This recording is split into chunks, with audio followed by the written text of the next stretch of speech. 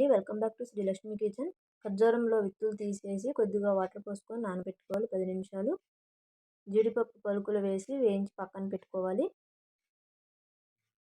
గ్లాసుడు పాలు కాగపెట్టుకొని చల్లారనివ్వాలి. ఒక మిక్సీ జార్లో బాగా పండిన అరటిపండ్లు తొక్క తీసి కట్ చేసి వేసుకోవాలి.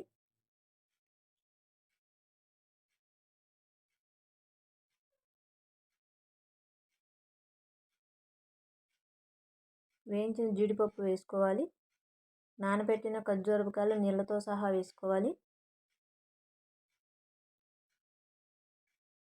పాలు చల్లారాలండి. పాలు పోసుకొని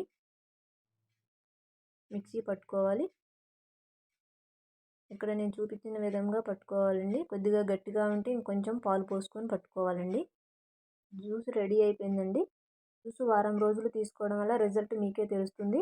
healthy and tasty juice ready అండి. వీడియో నచ్చితే లైక్ చేయండి, షేర్ చేయండి, నా ఛానల్ సబ్స్క్రైబ్ చేసుకోండి.